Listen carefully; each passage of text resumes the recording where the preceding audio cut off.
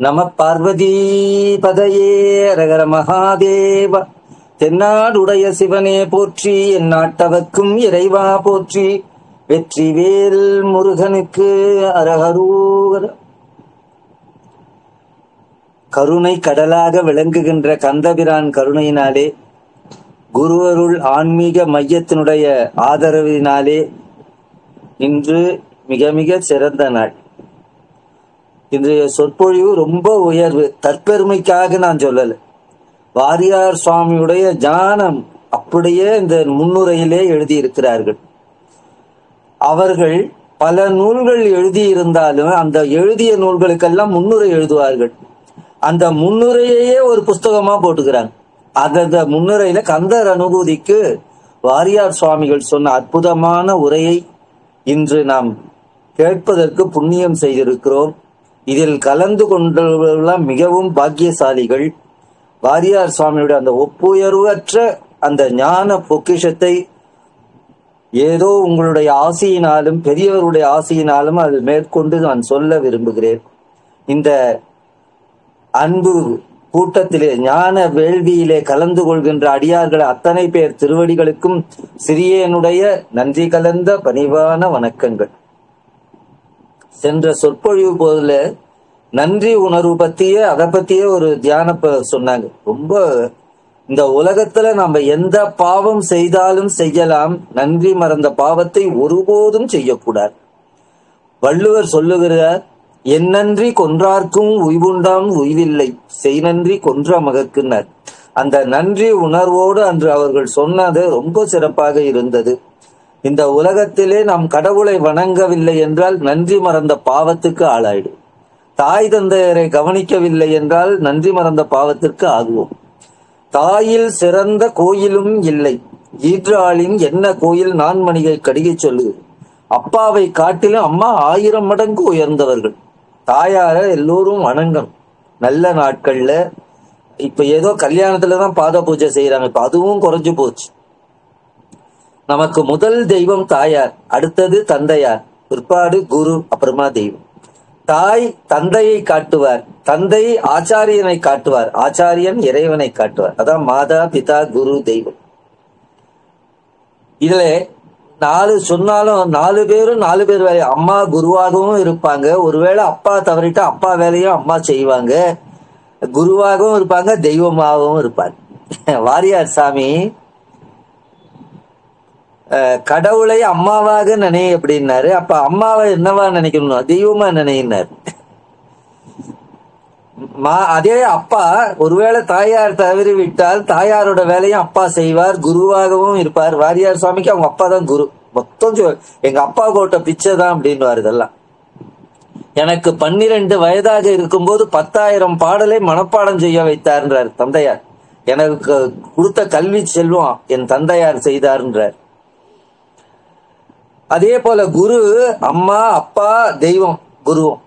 தெய்வமும் அப்படிதான், நமக்கு அம்மாவாகவும் இருக்கிறார், அப்பாவாகவும் இருக்கிறார், குருவாகவும் இருக்கிறார், தெய்வமாகவும் இருக்கிறார். அதான் உருவாய் அருவாயில அந்த பாட்டுல வரும், குருவாய் வருவாய் அருள்வாய் குகனி. இந்த 4 பேரும் 4 பேர் வேலையும் பார்ப்பாங்க. அதனாலதான் அது உயர்வு. மாதா பிதா குரு தெய்வம் மறக்கக்கூடாது. அவங்கள மறந்துட்டா நன்றி மறந்த பாவம் வரும். நான் ஒரு முறை சன் தொலைக்காட்சியில பேசும்போது சொன்னேன், முதியோர் இல்லத்துல இருக்கணும், முதியோர் இல்லத்துல இருக்கக்கூடாது. தாய் தந்தையர்களை காப்பாற்ற முடியாது, அதுக்கு 1000 காரணம் சொல்லலாம். அதெல்லாம் சரி, காப்பாற்றணும்னா காப்பாற்றணும். நான் வெளிநாட்டுல இருக்கிறேன், அதுல இருக்கிறேன், முடியாது. அதுபோல இன்றைய பிரசங்கம் ரொம்ப உயர்வு என்பதற்கு வாரியார் சுவாமியுடைய ஞான பொக்கிஷத்தை சொல்வதற்கு நான் என்ன பாக்கியம் பண்ணணும். இன்று செவ்வாய்க்கிழமை, முருகனுக்கு உகந்த நாள், சஷ்டி. இன்று கடவுளா பார்த்து இந்த வாய்ப்பு கொடுத்திருக்கிறார். இந்த உலகத்திலே சுவாமிகளுடைய முன்னுரையை ஆரம்பிக்கிறது. ஞானிகள் எல்லாம் ஆராய்கின்ற பொருள் 3 தானம். இந்த நம்ம எதையோ படிச்சு நம்ம காலத்தை வீணாக்குறோமே. கந்த புராணத்திலே கச்சியப்ப சிவாச்சாரியார் ஒரு அற்புதமான பாடல், விலை மதிப்பில்லாத பாடல். இதெல்லாம் நம்ம பாட புஸ்தகத்திலேயோ எங்கேயுமே சொல்றது. சான்றவர்னா மிகச்சிறந்த ஞானிகள்னு அர்த்தம். அதை விட பெரிய வார்த்தை தமிழ்ல கிடையாது. வாரியார் சுவாமி ஒரு சான்றவர், கீவா ஜெகநாத ஐயர், புலவர் கீரன், இப்படி சான்றவர்கள். அதுக்கு மேல தமிழ்ல உயர்ந்த வார்த்தை கிடையாது. சான்றவர் ஆய்ந்திட தக்கவாம் பொருள் மூன்றுல. இந்த உலகத்திலே தோன்றிய ஞானிகள் ஆராய்க்கூடிய பொருள் மூணே மூணுதான். மறையெல்லாம் மொழிய நின்றது. இது வேதங்கள்லாம் சொல்லுதான். மறைனா வேதம்னு அர்த்தம். அது என்ன அப்படின்னா சொல்றவர் கச்சியப்ப சிவாச்சாரியார். கந்த புராணத்துல விலை மதிப்பு இல்லாத பாடல்னு வாரியார் சாமி சொல்றார். ஆன்றதோர் தொல்பதி, என்றைக்கும் உள்ளவ இறைவன், அவருக்கு பதின்னு பேர். ஆன்றதோர் தொல்பதி. அடுத்தது ஆறுயிர் தொகை. நம்ம இந்த உயிர்கள் அத்தனையும் கூட்டமா இருக்கு, அது ஆறுயிர் தொகை. அடுத்தது வான்துகள் தலையன வகுப்பர் அன்னவே. இந்த பாடல் பார்த்தா மேலோட்டமா பார்த்தா ஒன்னும் புரியாத மாதிரி இருக்கும். அதோட அர்த்தத்தை பின்னாடி எழுதுறார். எல்லாரும் என்ன சொல்றாங்க, சாமி ஏன் சாமி என்ன படைச்சிங்க? சாமிக்கு நம்மளை படைக்கிறது தான் வேலைய, நம்ம கஷ்டப்படுத்தணும்னு ஆசையா சுவாமிக்கு? சுவாமி நம்மை படைக்கவில்லை, இந்த உண்மைதான். இன்னொரு வினா உங்களுக்கு சொல்றேன். வாரியார் சாமி திருவனந்தபுரத்துல பேசும்போது கேட்கிறார் கூட்டத்துல, நாம் நினைக்க வேண்டுமா இல்ல கடவுள் நம்மள முதல்ல நினைக்கணுமா? கூட்டத்துல தாய்மார்களை பத்தி கேட்கிறாரு. அவங்க எல்லாம் சொல்றாங்க நாம தான் நினைக்கணும். அதே மாதிரி பெரியவங்க எல்லாம் கேட்கிறாரு, நாம தான். குழந்தைங்களை கேட்டாலும் நாம தான் முதல்ல நினைக்கணும்னாரு. சாமி சிரிச்சுக்கினே சொன்னார், இல்லப்ப ஆண்டவன் தான் நம்மள முதல்ல நினைக்கிறாராம். அவன் அருளாலே அவன் தாள் வணங்கி. ஆண்டவனை வணங்குவதற்கு கூட அவனுடைய அருள் வேண்டும். நிறைய பேர் ஏன் இப்ப கடவுளை வணங்கல இல்லைன்னு சொல்றானா, ஆண்டவனுடைய அருள் இல்லை, அதை தவம் செய்யல. இத நம்பியாண்டார் நம்பி என்று பெரிய புராணத்துக்கு கொஞ்சம் சிறப்பா எழுதினவர். அவர் தான் அந்த தேவாரம் எல்லாம் கண்டுபிடிச்சவர். அவர் பிள்ளையார் பேர்ல ஒரு பாட்டு பாடுறாரு. என்னை நினைந்து அடிமை கொண்டு, ஆண்டவன் முதல்ல நினைக்கிறாரா, என்னை நினைந்து அடிமை கொண்டு என் இடர் கெடுத்து தன்னை நினைய தருகின்றான். முதல்ல நம்ம சாமி நம்மள நினைக்கிறதுனாலதான் அவனை நினைக்க முடியும். அது சொல்லிட்டு சாமி உதாரணம் சொல்றார். ஏன்னா அந்த உதாரணத்தை நம்ம மறக்க மாட்டோம். நாம எல்லாம் அம்மா வயிற்றுல பிறக்கிறோம். பிறக்கும் போது குழந்தைக்கு என்ன தெரியும்? யார் அம்மான்னு தெரியுமா, அப்பான்னு தெரியுமா, அண்ணனா, தம்பியா, மாமாவா, அத்தையா என்று அந்த குழந்தைக்கு யாரையுமே தெரியாது. இந்த சிசு என்ன ஒண்ணு கண்ணை மூடி நம்ம பாட்டுக்கு இருக்கும். யாரு என்னன்னே தெரியாது. தாய்மார்கள்லாம் ஒரு சங்கம் போட்டு, இந்த குழந்தை என்னைக்கு என்ன அம்மான்னு சொல்லுதோ அன்னைக்குதான் நான் பால் கொடுப்பேன்னா இந்த உலகத்துல எந்த குழந்தையாவது வாழுமா? தாயார் என்ன பண்றாங்க, தன் குழந்தைன்னு எடுத்து பால் கொடுத்து வளர்க்குறாங்க. பிற்பாடு அம்மா தெய்வம்னு தெரிஞ்சுக்குது அந்த குழந்தை. பிறக்கும் போது நமக்கு ஒன்றும் தெரியாது. நீங்க நம்ம அக்ரணியில சொல்லுவாங்க, குழந்தை அழுதது, குழந்தை சிரித்தது. அது என்ன, அதுக்கு அந்த உணர்வு, அறிவு உணர்வு இல்லை. ஆறாம் அறிவு என்பது அந்த குழந்தைக்கு இல்லைனால அக்ரணியில சொல்லுவாங்க. அதுதான் வளர்ந்த உடனே வாருங்கள் போருங்கள், அதுன்னு சொல்ல மாட்டோம்.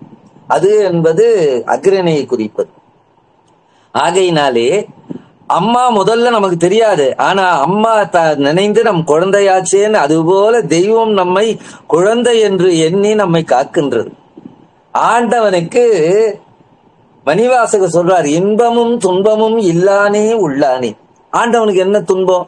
ஐயோ, இந்த உயர்களுக்கு இத்தனை ஞானியத்தை கொடுத்து, இவ்வளவு அறிவை கொடுத்து, எத்தனையோ ஞானிகள் திருவாவதாரம் செய்து மக்களுக்கு பல நன்மைகளை சொல்லி இந்த குழந்தை, நம்ம பள்ளிக்கூடத்துக்கு குழந்தைய அனுப்புறோம், ஒழுங்கா படிச்சுட்டு வரணும். அங்க ஊர்ல போய் கலாட்டா பண்ணி குழந்தைகள் கெட்டு போயிட்டா அப்பா அம்மா வருந்துவார்கள் அல்லவா? அத்துயர் அது கூட சுப்பீரம் அடிங்கிறார். முருகனுக்கு துயரமா? என்னடா, இந்த உயிர்கள் எல்லாம் கடை தேரவில்லை, நம்மளாம் ஆண்டவனோட குழந்தைகள் தானே, நான் அப்படி சரியாக இருந்தால் சந்தோஷப்படுவார். அதனாலதான் இன்பமும் துன்பமும் இல்லானே உள்ளானே என்ன, கடவுளுக்கே துன்பம் இருக்குதுங்கிறார். ஆகையினாலே உயிர்களை ஆண்டவன் படைக்கவில்லை. இது நல்லா தெரிஞ்சு. நம்ம என்று நீ அன்று நான், பதியினை போல் பசுபாசம் அனாதி என்பார் திருமூலர். கடவுள் நம்மை படைக்கவில்லை, கடவுளும் என்றைக்கும் உள்ளார். இந்த அத்தனை உயிர்களும் நாமளும் அப்படியே இருக்கு. இதற்கு பதியினை போல் பசு பாசம் அனாதி, இதுதான் பதி பசு பாசம் சைவ சித்தாந்தத்துடைய கருத்து. உயிர்கள் இறைவனால் படைக்கப்பட்ட பொருள்கள் அல்ல. இலது உளதாக மாட்டாது, உளது இலதாக மாட்டாது. இது சர்க்காரியவாதம் என்பதுதான் நம்ம சைவ சமயத்தின் அடிப்படை உண்மை.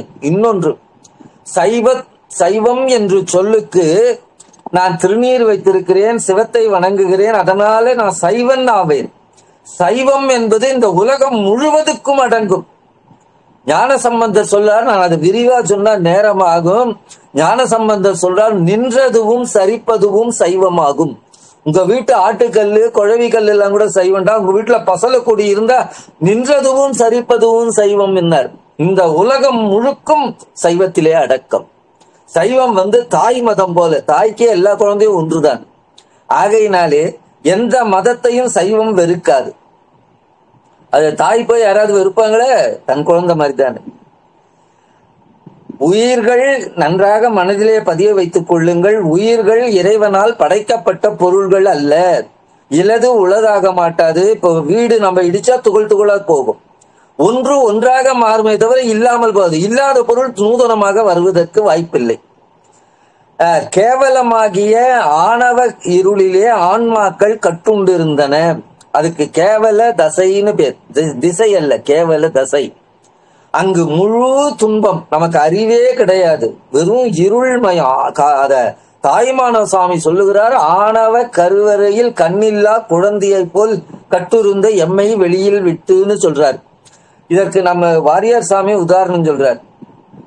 ஒரு ரப்பர் பை டியூப், ரப்பர் பேக், அதுக்குள்ள குழந்தைக்கு பிறவியிலே கண்ணு கிடையாது.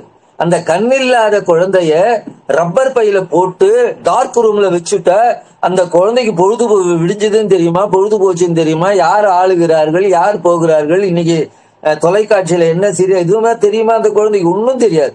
அதுபோல நாம ஒரு காலத்துல இருந்தோம். அதற்கு கேவல தசை என்று பெயர். அங்க முழு துன்பம், இருட்டுதான். அங்க ஆணாத்மா, பெண்ணாத்மா, புலியாத்மா அப்படி கிடையாது. ஆத்மா தான். எல்லாம் அணுமாத்திரமாக ஆணவமாகிய பிரகிருதி மாயையிலே இருந்தோம். நாம் எல்லாம் ஒரு காலத்துல அப்படி இருந்தோம். காரணம் இல்லாத கருணை ஆண்டவன், அவ்வியாத கருணை என்று சொல்வார்கள். இப்ப மனைவி நம்ம ஆபீஸ்ல இருந்து வந்த உடனே லைம் ஜூஸ் சேமியா உப்புமா பண்ணி டீ கொடுத்தா ஜவுளி கடைக்கு அழைக்க போறாருன்னு அர்த்தம். வாரியார் சாமி சொல்லுவாரு, எனக்கு கடிதம் வரும்போது முன்னாடி என்ன ரொம்ப வாழ்த்துறான்னா பின்னாடி ஏதோ உதவி கேட்க போறான்னு அர்த்தம். அது ஒண்ணுக்கு ஒண்ணு சமம். ஆனால் ஆண்டவன் இந்த உயிர்கள் எல்லாம் தன்னை வணங்கணும், தனக்கு கோயில் கட்டணும்னு எல்லாம் கிடையாது. அவ்வியாத கருணை. ஐயோ, இந்த உயிர்கள் எல்லாம் கஷ்டப்படுகின்றன. குளிரிலே இருக்கிற நடுங்குகின்ற உயிர் ஒரு பெரியவருக்கு சால்வை கொடுப்பது போல, கண்ணில்லாதவனுக்கு ஒரு கோல் கொடுப்பது போல. கண் இல்லாதவங்கள நடப்பாங்க, ஆனா கோல் வச்சுப்பாங்க. அந்த கோல் தான் அவனுக்கு வழிகாட்டியா இருக்கும். அதுபோல இந்த உயிர்களானது ஆணவமாகிய இருளிலே, துன்பத்திலே வெறும் துன்பம் தான், வெறும் இருட்டு தான், பகல். அப்படி ஒரு காலத்துல நம்ம இருந்தோம். அதற்கு வாரியார் சுவாமி உதாரணம் சொல்றார். இந்த மோதிரம் இருக்கும், நாங்கெல்லாம் தங்கத்துல லோன் கொடுப்போம் பேங்க்ல. எங்க அப்ரைசர் என்ன பண்ணுவாரு, நீங்க செயின் இதெல்லாம் கொடுத்தா உரசி பார்ப்பார். ஒரு தேன் மெழுக்கு உருண்டை இருக்கும், அதை உரசி பார்த்துட்டு 22 கிராமா இருக்கா, 18 கிராம் சவரன்ல மாத்து பார்ப்பாங்க. அதுக்கு மாத்து உரைச்சு பார்ப்பாங்க. அப்போ அந்த தங்கத்தை உரைக்கிறாரு இல்லவா, சில பேர் துடிச்சு போயிடும். ஐயோ நிறைய உரைக்கிறாருங்க, உங்க அப்ரைசர் கொஞ்சம் குறைச்சு உரைக்க சொல்லுங்க, தங்க வைக்கிற வேலையில. அவங்க என்ன பண்ணுவாங்க, அந்த உரைச்ச தங்கத்தை வீணாக்க தேன் மெழுக்கு உருண்டைன்னு வச்சிருப்பாங்க. நீங்க கூட இப்ப எங்கன்னா நகர் வச்சுன்னா அந்த மெழுகுல அந்த கல்லுல தேய்ச்ச தங்கத்தை ஒத்தி ஒத்தி வச்சுப்பார். ஒரு 6 மாசம் ஆனா அந்த தேன் மெழுக்கு உருண்டையிலே கோடிக்கணக்கான தங்க அணுக்கள் இருப்பது போல கேவலமாகிய மாயையிலே அனைத்து உயிர்களும் இருந்தன. எல்லா உயிரும். அங்க முஸ்லீம் ஆத்மா, இந்து ஆத்மா அதெல்லாம் கிடையாது. ஆண் ஆத்மா, பெண் ஆத்மா, சிங்கம், புலி, எல்லா உயிர்களும் அங்கு அணுமாத்திரமாக இருந்தன. காரிட்ட ஆணவ கருவறையில் அறிவற்று கண்ணிலா குழவியை போல் கட்டுருந்த எம்மை வெளியில் விட்டு. இப்ப நாம இருக்கிற நிலைக்கு பெத்த திசைன்னு பேரு. இப்ப நாம இருக்கிற நிலைக்கு பெத்த திசைன்னு பேரு. முதல்ல சொன்னது கேவல தசை, இது பெத்த தசை. இங்க என்னன்னா 12 மணி நேரம் பகல், 12 மணி நேரம் இரவு. மனைவியினால இன்பமும் உண்டு, துன்பமும் வரும். குழந்தைகளால இன்பமும் உண்டு, குழந்தைக்கு நோய் வந்துட்டு அப்பா அம்மா கஷ்டமா இருக்கும். இது மிஸ்ரமாய உலகம் பேர். இன்பமும் துன்பமும் கலந்து இருக்கிறோம். ரெண்டும் இரவே கிடையாது, முழுக்க இரவே கிடையாது, முழுக்க பகலும் கிடையாது, பாதி பாதி இருப்பது போல இதற்கு பெத்த தசைன்னு பேர். இந்த நிலைக்கு நாம் வருவதற்கு சக்தி நமக்கு உதவி செய்திருக்கிறது. அது ஒரு முறை நான் சொன்ன ஞாபகம் இருக்கு. பிற்பாடு கந்தர் அனுபூதி வரும்போது அந்த நிலையை சொல்றேன். நம்ம இந்த பெத்த திசைக்கு வருவதற்கு ஆண்டவனுடைய அருள் சக்தி எப்படி உதவியது என்று இருக்குது. அது இப்ப சொன்னா அது விரிவாதியாப்படும். கந்தர் அனுபூதி வரும்போது அந்த பத்தி சொல்றேன். 6 சக்திகள் நமக்கு உதவி செய்தது. பிற்பாடு இதற்கு அப்புறமா நம்ம போக வேண்டிய நிலை முத்த தசைன்னு பேர். கேவல தசை, பெத்த தசை, முத்த தசை.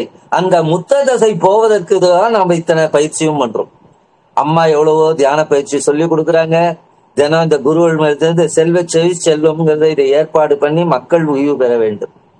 யார் பெரியவர் யார் சிறியவர்னு வாரியார் ஒரே வார்த்தையில சொல்றார். தனக்கென்று வாழ்கிறவர்கள் சிறியவர்கள், பிறருக்கென்று வாழ்கிறவர்கள் பெரியவர்கள். இந்த மையம் ஏதோ பண்ணலாம், எல்லாரும் ஏதோ பொழுதுபோக்கலாம். ஆனா இப்படி வச்சு மக்களுக்கு செவி செல்வத்தை அருள வேண்டும். இந்த உயர்ந்த எண்ணத்தோடு நாம் முத்த தசை போவதற்கு உதவி செய்வது இந்த ஆன்மீகமும் சத்சங்கமும் தான். ஆகையினாலே ஆன்மீகம்னா என்ன நினைக்கிறேன்னா, தமிழிலே மீகாமன் ஒரு வார்த்தை உண்டு. மீகாமன்னா கப்பல் ஓட்டின்னு பேர். கப்பல் கேப்டன் இருக்கானே, அத தமிழ்ல சொன்னா மீகாமன்னு பேர். மீகாமன். அதிலிருந்தா இந்த ஆன்மீகம்னு வந்தது. ஆன்மாவை வழிநடத்துவது ஆன்மீகம். இப்போ ஆன்மீகவாதினா கோயிலுக்கு போறோம், திருநீர், அதெல்லாம் அங்கங்களே தவிர ஆன்மீகம் என்பது ஆன்மாவை பற்றி உதவுவது ஆன்மீகம். மீகாமன் என்ற வார்த்தையிலிருந்து ஆன்மீகம்னு வருது. இன்னும் இதெல்லாம் மொழி ஆராய்ச்சி நிறைய போகும்.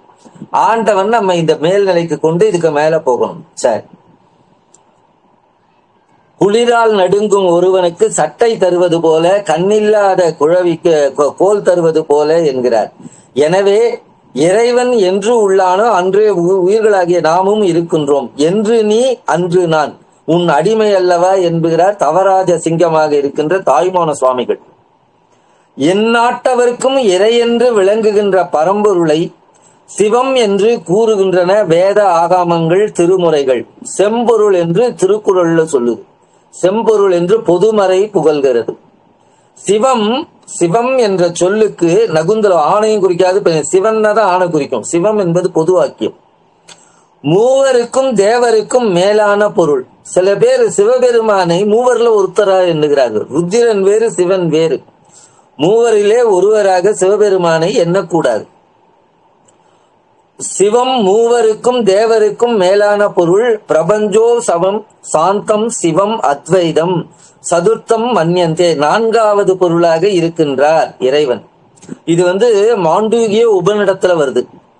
பிரம்ம விஷ்ணு ருத்ராதீதம் பகவந்தம் சிவம் என்று சொல்லுகிறது. முந்திய முதல் நடு இறுதியும் ஆனாய் மூவரும் அறிகிலர் மற்ற யாவர் அறிவார். மாணிக்கவாசகருடைய வாக்கு. மூவரும் அறிகிலர் மற்ற யாவர் அறிவார், திருவாசகம். திருக்குறள்ல பிறப்பென்னும் பேதமை நீங்க சிறப்பென்னும் செம்பொருள் காண்பது அறிவு. இந்த பிறவி துன்பம் போவதற்கு வள்ளுவர் சொல்லுகிறார். பிறப்பென்னும் பேதமை நீங்க சிறப்பென்னும் செம்பொருள் காண்பது அறிவது. இங்க செம்பொருள் என்பது சிவபெருமானை குறிக்கும். அது நிறைய ஆதாரம் இருக்குது, அது விரிவாகம். இது தெரிஞ்சு வச்சு. இத்தகைய சிவத்துடன் தொடர்பு கொண்டது சைவம். சிலா என்றால் கல்லுன்னு பேர், அதுதான் சிலைன்னு பேர். கல்லுல செய்யறதுனால சிலைன்னு சொல்றாங்க. சிலா என்ற கல்லு, கல்லின் தொடர்புடையது சைலம். சிவசைலம்னு சொல்லுவாங்க, ஸ்ரீசைலம்னு சொல்லுவாங்க. சைலம்னா மலை. நிலத்தினுடைய திலம்னா எள்ளுக்கு திலம்னு பேர். திலத்தினுடைய தொடர்புடையது தைலம். திலத்த எள்ளிலிருந்து தான் எண்ணெய் வருது. திலத்தின் தொடர்புடையது தைலம். இதே போல் சிவ சம்பந்தம் உடையது சைவம் என உணர்க. சிற்றம்பல நாடிகள்னு தருகிறார். இதெல்லாம் நம்ம இந்த நூலெல்லாம் போய் நம்ம ஆராய்ச்சியே பண்ண முடியாது. வாரியார் சாமி முன்னுரைக்கு, கந்தர் அனுபூதிக்கு முன்னுரைக்கு இவ்வளவு விளக்கம் எழுதுறார். தெய்வம் சிவமே, சிவனருள் சமயம் சைவம், சிவத்தோடு சம்பந்தம் என்றார் சிற்றம்பல நாடிகள். சைவம் எல்லா சமயங்களுக்கு தாயகமாகவும் நாயகமாகவும் ஒப்பில்லாத உண்மை சமயமாகும். எண்ணில் கோடி பிறவிகள் அபுத்தி பூர்வமாக செய்த புண்ணியத்தினால் இம்மனித பிறவி எய்துகிறது. இது கடலை கையால் நீந்தியது போல. சிவஞான சித்தியார்னு ஒருத்தர் பாடல் பாடுகிறார். அண்டசம் சுவாதசம் உத்பிஜம் சாராயம். அதாவதுங்க நிலத்துல இருந்து விளையும், முட்டையில இருந்து வரும், சிலது இந்த பேனுல இந்த தலை அழுக்குல இருந்தே உற்பத்தி ஆகும். 4 விதமான உயிர்கள் வரும். தாய் கரு மூலமா வர்றது, குட்டி போடுறது, அந்த மாதிரி. அண்டசம் சுவாதசம் உத்பிஜம் சாராயுது எந்தரு நாள் 84 100,000 உண்டு யோனி வேதம் எல்லாம் ஒழித்து மானுடத்தில் உதித்தல். அப்பா, கடலை கையால் காண்றது போல. இந்த கடலை இவ்வளவு பெரிய கடல், அதை கையால நீந்த முடியும். அப்படி அரிதா கிடைச்சுதான் இந்த மனித பிறவி. நாம இதை உணரணும். அரிதரிது மானுடராய் பிறத்தல் அரிது என்று ஔவையார் ஒரு வாக்கியத்தில் சொல்லிடுறார். அவ்வளவு அரிதாக பிறந்த பிறவி இது. அதனால இதை வீணாக கழிச்சுடக்கூடாது. மனிதராக பிறந்தாலும் பிற நாடுகளில் பிறவாமல் மக்கள் வாழும் நாட்டில் பிறப்பது அரிது. மக்கள் வாழும் தேயங்கள் பிறப்பினும் தெய்வம் உண்டு என்னும் சித்தமுடைய பாரத நாட்டில், அதிலும் சிவத்தை வழிபடும் சைவ மரபில் பிறப்பது அரிது அரிது அரிது. இது எண்ணில் கோடி பிறப்புகளில் செய்த புண்ணியத்தினால் நன்னியதாக கிடைக்கும். அதற்கு சிவஞான பாடல் சொல்லுகிறார். பாடல் சொன்ன நேரம் ஆயிடும், அடுத்ததுக்கு போயிடுறது. செல்வம் அதிகமாக இருந்தாலும் ஆண்டவனை நினைக்க மாட்டாங்க, வறுமையாக இருந்தாலும் ஆண்டவன். ஊசி காதுல ஒட்டகம் நுழைஞ்சாலும் நுழையும், பணக்காரனுக்கு பக்தி வராதுன்னு பைபிள்ல சொல்லும். ஊசி காதுல ஒட்டகம் நுழைய முடியுமா? அவன் நுழைஞ்சாலும் பணக்காரனுக்கு பக்தி வராது. அவனுக்கு பணம் ஈட்டுறதுலயே நாட்டமா இருக்குமா. செல்வம் மிகுந்த வாழ்வு மையல் செய்யும், வறுமையும் மையல். வறுமை பசியோட இருந்து பசிச்சவனுக்கு முதல்ல சாதம் போடுறா, அப்பதான் ராமநாமம் சொல்ல முடியும்னு காந்தி சொல்லுவார். வறுமையும் மையல் செய்யும், அதிக செல்வமும் மையல் செய்யும். ஆகவே வாழ்வு வறுமை என்ற இரு சிறுமைகளும், பாருங்க, செல்வத்தையும் சிறுமைங்கிறார். இன்றைய அடக்கம் என்ற பெருமையுடன் சைவ சமயத்தில் சாரும் ஊழ்வு பெற்று, அதற்கு ஒரு ஊழ் இருக்கணும், விதி இருந்தால்தான் இங்க வர முடியுமா. அரியவுற்றுள் அரியதாம் இச்சிவய சமயம் சார்ந்து சரியை கிரியை யோகம் ஞானம், சரியை கிரியை யோகங்களை செய்து சிவஞானம் பெற்றவர்கள் சிவனருள் பெற்று சிவமாம் பெற்றியை பெற்றுவார். அதுதான் இந்த மனித பிறவினுடைய நோக்கம். இந்த சரியை கிரியை யோகம் ஞானம் என்றால் வாரியார் சுவாமி ரொம்ப எளிமையா சொல்றார். ரொம்ப பிரச்சனையா பண்ணிக்க வேண்டாம். சரியை என்பது இறைவனை புறத்தே வைத்து வழிபடுவது. ஒரு படமோ, நாராயணர் படமோ, முருகன் படமோ, பிள்ளையார் படமோ வைத்து வெளியிலே வைத்து வழிபடுகிறோம் பாருங்க, அதற்கு சரியைன்னு பேர். கிரியை என்பது ஆகமத்திலும் வேதத்திலும் சொல்லப்பட்ட மந்திரங்களை சொல்லி ஆன்ம இருதய காலத்திலே சில கிரிகள் ஆச்சமனம் பண்றது. ஆத்ம தத்துவாய சுதா, வித்யா தத்துவாய சுதா, சிவ தத்துவ, அது 36 கருவிகரணங்களும் சுத்தமாவதற்காக செய்யறது. இதெல்லாம் கிரியைகள்னு பேர். வெளி பூஜையும் உண்டு, உள் பூஜையும் உண்டு. நீங்க எங்கன்னா இந்த கும்பாபிஷேகம் செய்யற இடத்துல பார்த்தா அந்த சிவாச்சாரியார்கள் தன் தலைமையில தானே பூ வச்சுப்பாங்க. தனக்கே தானே இது பண்ணி அர்ச்சனை பண்ணி தன் உள்ளுக்குள்ள இருக்கிற இறைவனுக்கு பூஜை தன்னையே சுத்துவாங்க. அது ஆண்டவனை சுத்துறது போல. அதற்கு கிரியைகள்னு பேரு. ஆண்டவனை உள்ளே வைத்தும் பூஜை செய்வது, வெளியே வைத்தும் பூஜை செய்வதற்கு கிரியைன்னு பேர். யோகம் என்பது இந்த சரியை கிரியை இரண்டும் தள்ளிவிட மாட்டாங்க. அந்த நிலை உயர்ந்த நிலைக்கு வந்த உடனே இந்த சரியையும் கிரியையும் நின்றுடும். நம்ம பஸ்ல போறோம், ரயில்ல போறோம், புஸ்தகம் வச்சு படிப்போம். தூக்கம் வந்த உடனே புத்தகம் தானா நழுவி விடும். அதுபோல யோக நிலைக்கு வந்தவர்கள், யோக புருஷர்கள் பூஜை பண்ண மாட்டான், கிரியை பண்ண மாட்டான். அந்த உயர்ந்த நிலைக்கு போனவர்களுக்கு இந்த தானா நின்றுடும். அந்த யோகத்தினாலே ஞானம் பெறுவார்கள். அந்த ஞானம் பெற்று விட்டால் அவங்களும் இறைவனும் ஒன்றாகி விடுவார். சிவானுபூதின்னு பேர். ஆகையினாலே அந்த நிலையை அடைவது இந்த சரியை கிரியை யோகம் என்பது. இப்ப நம்ம 4 படி மேல போறதுக்கு. இப்போ 4வது படி தளமாகவும் இருக்கும், அது படியாகவும் இருக்கும். நான் சொல்ல புரியுதுங்களா? இந்த சரியை கிரியை யோகம் என்பதெல்லாம் ஒரு படி. சரியை என்பது முதல் படி, கிரியை என்பது 2வது படி, யோகம் என்பது 4வது படி, ஞானம் என்பது 4வது படி. அது படியாகவும் தளமாகவும் ஆயிடும். அதுதான் இப்ப சொல்றாங்கல்ல, சமாதின்னு ஒரு வார்த்தை சொல்லலாம். இறந்தவர்கள சமாதிங்கிறால. ஆதியோடு சமமாவது சமாதி, இறைவனோட 2 கலப்பது.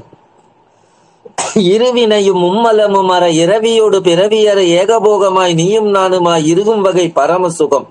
ஆண்டவனும் ஜீவாத்மாவும் பரமாத்மாவும் ஒன்றுபடணும். அதாவது 4வது ஞான நிலை.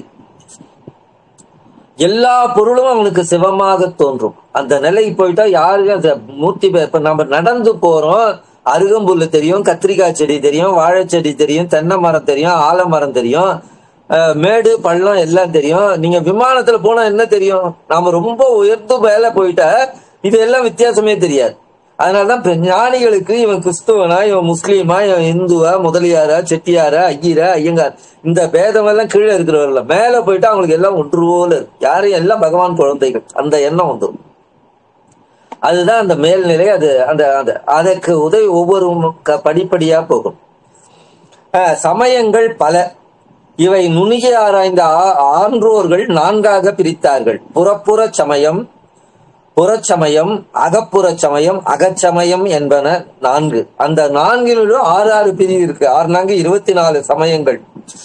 இத விரிவாக சொன்னால் சிவஞான போதத்துள்ள இது விரிவாக இருக்கிறது என்று ஆசிரியர் சொல்லுகிறார், வாரியார் சாமி.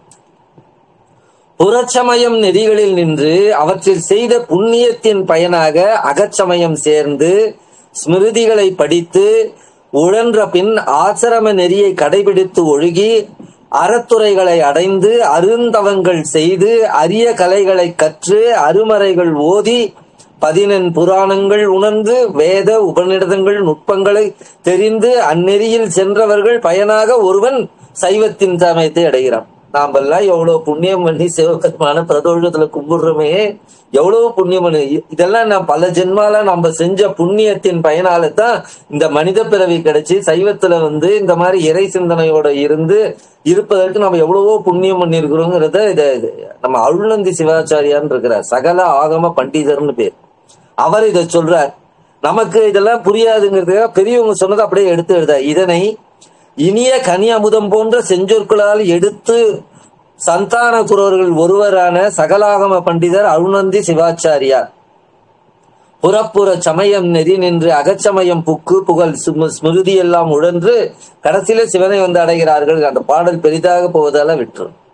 எல்லா சமய நெறிகளும் தன்னகத்தே கொண்டு அவைகளின் பகுமுறை கொண்டு அவைகளுடன் பிணங்காமல் இணங்கி பாதரசத்தால் கரைந்து மறையும் மற்ற உலோகங்கள் போல் இன்றி பத்தரை மாற்று தங்கம் போல் தன்னியல்பு என்றும் குன்றாது இமயம் முதலிய அட்டாங்க யோக நெறிகளை காட்டி இன்பத்தை அருள வல்லதும் மற்றைய சமயங்களை அனைத்தும் தனக்கு பரிவாரமாக விளங்க சிக்ஷை, வியாக்கரணம், ஜோதிடம், சந்தஸ், கற்பம், நிருத்தம் முதலிய வேதங்கள் வணங்க மௌனம் என்ற மகுடத்தை சிரத்தில் தரித்து அரசு புரிவதே வைதீக சைவ சமயம் என உணர்க. எவ்வளவோ ஆராய்ச்சி பண்ணி நான் வாரியார் எழுந்த சுருக்கமா சொல்றேன்.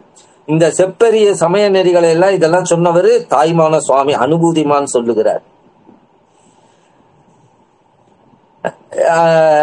அட்டாத சித்தி கற்றோரும் இந்திராதி போக நலம் பெற்றோரும் இச்சைவ சமயத்தை தமக்கு தாயகமாக கொண்டு உய்கிறார்கள் என்று அருமை பெருமை பெற்றது சைவ சமயம்.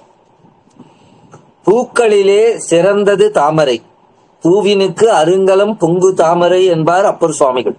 தண்ணீரில் சிறந்தது கங்கை நீர், மணிகளிலே சிறந்தது ருத்ராட்சம், பெண்களிலே சிறந்தவர் உமாதேவியார், குமாரர்களிலே சிறந்தவர் குமாரசுவாமி, மலைகளிலே சிறந்தது இமயமலை.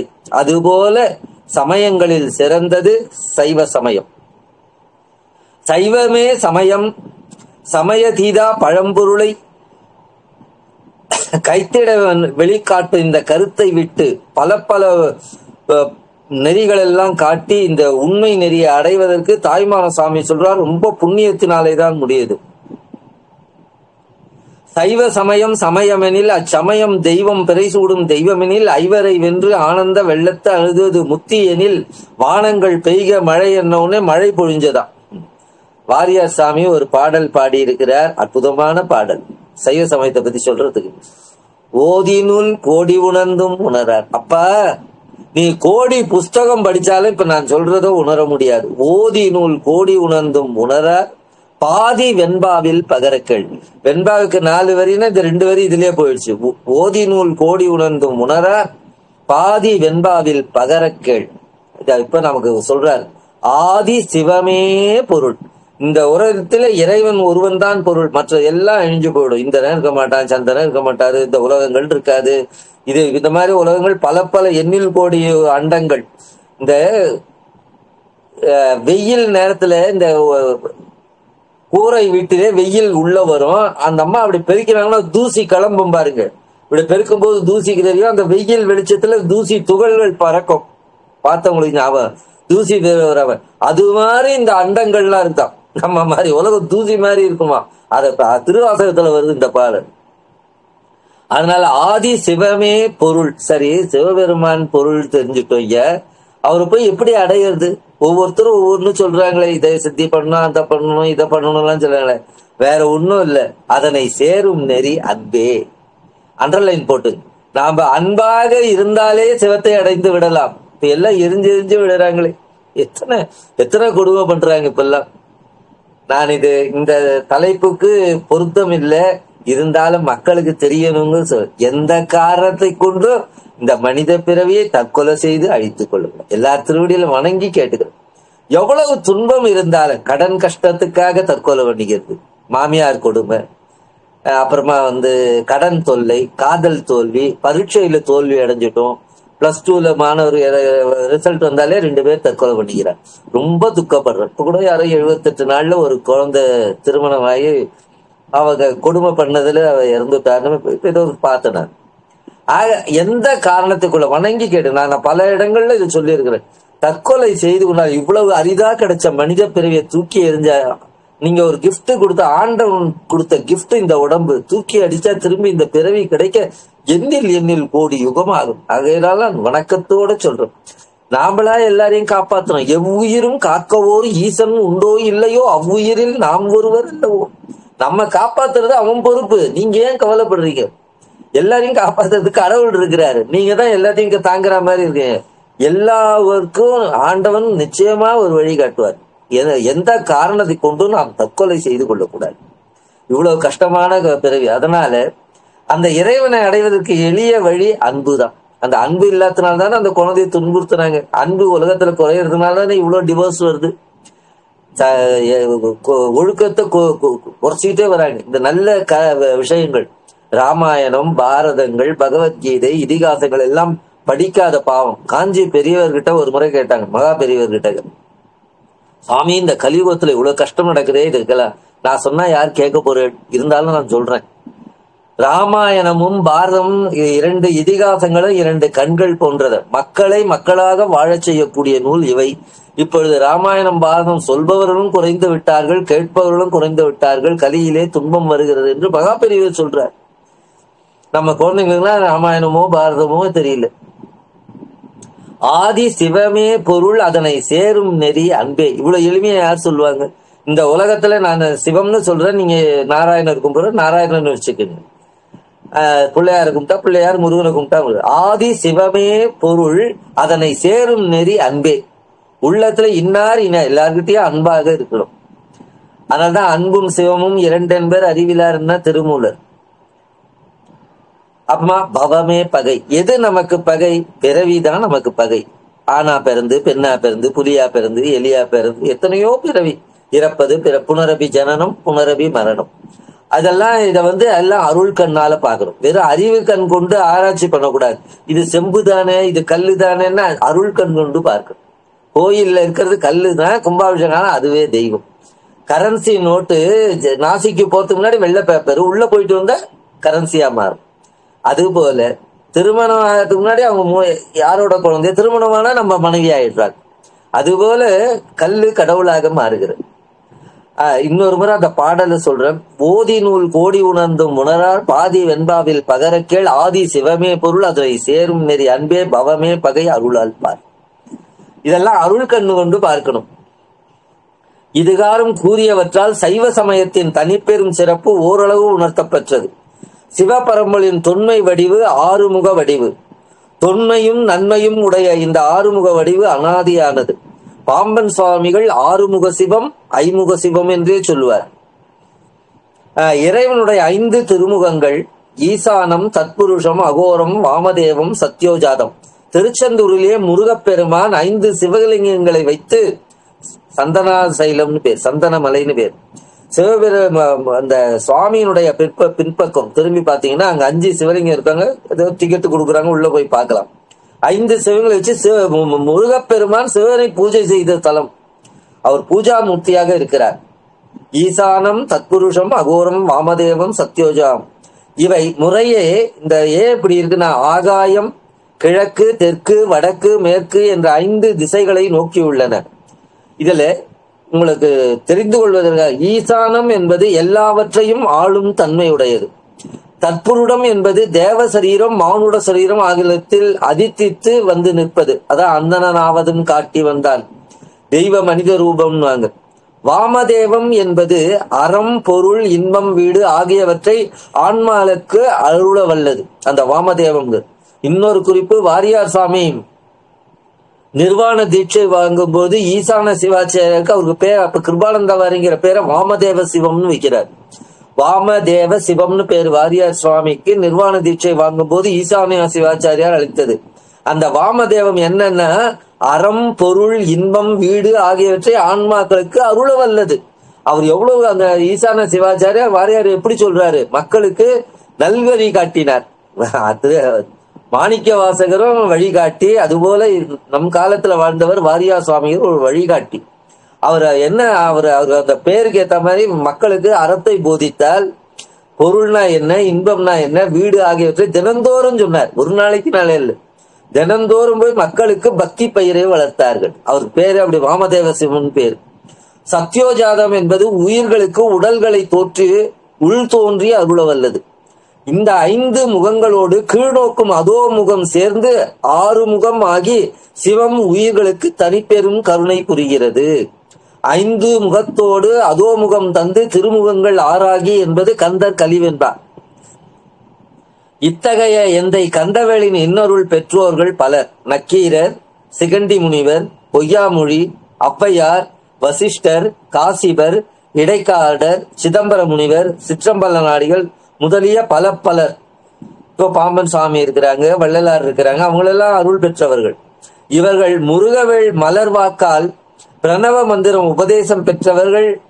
இருவர்களே, ஒருவர் அகஸ்தியர், மற்றொருவர் அருணகிரிநாதர். 8 அறியாத என் செவியில் 8 இதுவாம் லிங்கமென 8 வெளியாய் முழிந்த முருகோனே என்று திருப்புகொள்ள வரும். அவர் சுவாமி முருகப்பெருமான்கிட்ட உபதேசம் பெற்றவர்கள் அகஸ்தியரும் அருணகிரிநாதர். இந்த உலகம் தோன்றிய நாள் தொட்டு முருகப்பெருமானுடைய முழமுதிர் தன்மையும் முழுதும் உணர்ந்த முனிந்திரர் அருணகிரி பெருமான். இம்மாமுனிவர் 9ஆம் தேதி அருணகிரிநாதர் ஜெயந்தி வர 9ஆம் தேதி. இம்மாமுனிவர் அருணயம்பதியிலே 15ஆம் நூற்றாண்டு பிரபுடதேவ காலத்திலே சிவஞான பானுவாய் அவதரித்தார். சைவ சமய குறவர்கள் 4 பின் வந்த 5வது குறவர் என தெளிந்த சிவஞானிகளால் போற்ற பெற்றவர். இவருடைய பெருமை அளவிட முடியாதது. அருணகிரிநாதர் அருள் செய்த நூல்கள் 6: திருப்புகழ், திருவகுப்பு, கந்தர் அந்தாதி, கந்தர் அலங்காலம், வேல் மயில் விருத்தம். நிறைவாக சொன்னது, மக்களுக்கு நிறைவாகவும் சொன்னது கந்தர் அனுபூதி ஆகும். இந்த 6 நூல்களிலே கந்தர் அனுபூதியின் வடிவத்தில் சிறியது, மகிமையிலே பெரியது. மந்திர சாஸ்திரமாகும். இதன் பெருமை உணர்ந்த தாய்மான சுவாமி கூறுகிறார், கந்தர் அனுபூதி பெற்று கந்தர் அனுபூதி சொன்ன எந்தையருள் நாடியிருக்கும் நாள் என்னாலும். அனுபூதிமான் சொல்றார், கந்தர் அனுபூதி, கந்தருடைய அருள் பெற்று கந்தர் அனுபூதி சொன்னாராம். அருணகிரிநாதர் வெறும் இலக்கண அறிவால் பாடிய நூல் அன்று. கந்தர் அனுபூதியை பெற்று கந்தர் அனுபூதியை பாடி அருளினார். அருணகிரிநாதர் வேலவனிடம் ஒரு வேண்டுகோள் விடுத்தார். அப்பனே, அடியேன் உனது பவள மாலையாகிய பவளமனைய பாத மலரில் ஒரு மந்திர மாலையை சாத்துமாறு அருள் செய். முருகப்பெருமான்கிட்ட கேட்கிறார். அம்மலர் மாலைக்கு என் மனம் தாமரை குஞ்சமாக அமைய வேண்டும். அன்பான நூலிலே தொடுக்க வேண்டும். நாவிலே அழகாக கட்ட வேண்டும். அதில் ஞானம் என்ற நறுமணம் கமழ வேண்டும். அம்மலர் மாலை ஒளி செய்ய வேண்டும். குற்றமில்லாத அறிவு என்ற வண்டு அதில் ஒலிக்க வேண்டும். 6 ஆதாரங்கள் உள்ள அகாரம் முதல் ஷகாரம் ஈராக மாத்ருகா மந்திரமாகிய 51 மலர்களாக திகழ வேண்டும். இத்தகைய மந்திர மலர் மாலை ஐயனே உனது செய்ய பாத மலரில் புனிந்து தர வேண்டும் என்று வேண்டினார். அந்த பாதல் தான் கந்தர் அனுபூதி. இந்த வேண்டுகோளின்படி கந்தர் அனுபூதி என்ற செஞ்சொல் மலர் மாலையை வேலை ஏந்திய விமலனுக்கு சாத்தினார். மூலாதாரத்தில் 4 எழுத்துக்கள், சுவாதிஷ்டானத்தில் 6 எழுத்துக்கள், மணிபூரகத்திலே 10 எழுத்துக்கள், அநாகத்திலே 12 எழுத்து, விசுத்தியிலே 16, ஆக்ஞையிலே 2, அதற்கு மேல் 1, மொத்தம் 51. இந்த 51 மந்திரங்கள் தான் மாத்ருகா மந்திரம்னு பேர். எல்லா கோயிலிலும், பெருமாள் கோயிலா இருந்தாலும் சரி, அம்பாள் கோயிலா இருந்தாலும் சரி, விநாயகர் கோயிலாக இருந்தாலும், முருகன் கோயிலா இருந்தாலும், இது பொது. இந்த மாத்ருகா மந்திரம் என்பது எல்லா அந்த மந்திர எந்திரத்திலே இந்த மாத்ருகா மந்திரம் என்பது பொது. மூல மந்திரம் எதுவோ அதை நடுவுல எழுதுவாங்க. சிவலிங்கம் பிரதிஷ்ட சிவாய நமன்னு எழுதுவார். முருகனுக்குன்னு சரவண பவான்னு சராட்சரம் எழுதுவார். நாராயணருக்கு அஷ்டாட்சரம் எழுதுவார். ஆனா இந்த மாத்ருகா மந்திரங்கிறது பொது. இப்ப நம்ம உப்பு எல்லாத்துக்கும் போடுவோமே, மோருக்கும் உப்பு இருக்கும், ரசத்துக்கும் உப்பு இருக்கும், சாம்பாருக்கும் உப்பு இருக்கும். உப்பு போல மந்திரம், உங்களுக்கு புரியறதுக்காக சொல்றேன். மாத்ருகா மந்திரம் என்பது எல்லா பொதுவும் இருக்கும். அந்த மந்திர எந்திரத்துல தான் அந்த ஆற்றல் மேலே வெளிப்படுகிறது. அது இன்னும் கொஞ்சம் விரிவா சொன்னா அந்த மந்திரங்களை மட்டும் தெரிஞ்சுக்கணும். அகர முதலென உரைசை 51 லட்சம் என்ற திருப்புகளான அதிக. அடுத்தது கந்தர் அனுபூதிக்கு முன்னுரை என்பதனால கந்தன் என்றால் என்ன? அப்போ கந்தர் அனுபூதி, கந்தர் அலங்காரம், கந்த சஷ்டி கவசம் எல்லாம் கந்த சுவாமி கோயில். அது பேர் கந்த புராணம்னு இருக்கும். ஆனா அதுக்கு சிவநூல்னு பேர். சிவநூல்னா கந்த புராணம், ராமாயணம்னா அன்பு நூல், மகாபாரதம்னா அறநூல், ஜீவக சிந்தாமணி என்பது இன்ப நூல், சிலப்பதிகாரம் என்பது விதி நூல். அதுபோல கந்தபுராணம் பேரு, ஆனா அதுக்கு சிவநூல்னு பேரு. கந்தன் பகையுடைய ஆற்றலை வற்றச் செய்கிறவன் ஒரு அர்த்தம். 3 அர்த்தம் எழுதுகிறார் கந்தன் என்பதற்கு. இப்போ ராமர் ராவணனை சம்மாரம் பண்ணிட்டார். நரசிம்மமூர்த்தி இரண்யனை சம்மாரம் பண்ணிட்டார். கிருஷ்ணரும் அப்படிதான் எல்லாரும் சம்மாரம் பண்ண. முருகப்பெருமான் சூரனை கொல்லவில்லை, சேவலும் மயிலுமா ஆக்கிற ப்ரமோஷன் மாதிரி அழிக்கல. சிங்கமுகாசுரன் அம்பாளுக்கு வாகனமா போயிட்டான். ஆகையினாலே கந்தன் பகையுடைய ஆற்றலை வற்றச் செய்கிறவன். ஸ்கந்தயாதி சத்துருவின் சோஷதிதி ஸ்கந்தகா என்பது அமரகோச உரை. அதாவது பாவக்கா இருக்கணும், கசப்பு இல்லாம இருக்கணும். பகைவன் இருக்கணும், கொடுமை இருக்கக்கூடாது. குழந்தைகள் இருக்கணும், சேஷ்டை பண்ணாம இருக்கணும். அந்த தன்மை தான் போகணும். அவனும் குழந்தைகள் தானே. அதனால அவனுடைய வலிமையை குறைக்கிறார் கந்தன் என்பதற்கு. மற்றவங்க எல்லாம் இறந்துட்டார்னு வரும், இவர் அப்படி இல்லை, அடல்கட முனிந்துன்னு வரும் கந்த புராணத்துல. அவனை சேவலும் மயிலுமா ஆக்கினார். இன்னொன்று 6 திருமேனிகளும் ஒன்றாக பொருந்தியவன் அர்த்தம். கந்த புராணத்திலேயே அதற்கு பாடல் வரும். எந்தை சக்திகள் உயிரெல்லாம் ஒடுங்கூறும் எல்லை முந்து போல் ஒன்றாகி கூடிய முறை போல் அந்தமில்லதோர் மூவிரு வடிவமும் ஒன்றாகி கந்தன் என்று பெயர் பெற்றான் கௌரி தன் குமரன். 6 குழந்தைகளை அம்பாள் ஒன்றுபடுத்துறார். 6 முகமும் 12 கையுமா இருக்கிறாரு. அது 6 குழந்தைகள் ஒன்றானதுன்னு அர்த்தம். அதனால அவனுக்கு குமாரன்னு பேரு. கந்து அப்படின்னா கந்துனா பற்றுக்கோடுன்னு அர்த்தம். யானை கட்டுற தறிக்கு கந்துன்னு பேரு. ஆன்மாக்களுக்கு பற்றுக்கோடா. இந்த அத்தனை உயிர்களுக்கும் ஆண்டவன் பற்றுக்கோடாக இருக்கிறானா முருகன். அதான் சொல்லுவாங்க, சுப்பிரமணிய சுவாமிக்கு மிஞ்சிய தெய்வம் இல்லை, சுக்குக்கு மிஞ்சின வைத்தியம் இல்லை. சிவபெருமானும் முருகனும் ஒன்றுதான், வேறு வேறு அல்ல. சிவபெருமான் நடராஜராக இருக்கிறார், சிவபெருமான் உச்சாரண மூர்த்தியா இருக்கிறார், சிவபெருமான் என்ன சொல்லுவாங்க சோமாஸ்கந்த மூர்த்தியா இருப்பார் சிவன். அதுபோல சிவபெருமான் முருகனாகவும் இருக்கிறார். சிவனும் முருகனும் ஒன்று, ஆனா சிவத்தை காட்டிலும் முருகனுக்கு வெண்ணையும் நெய்யும் ஒன்று.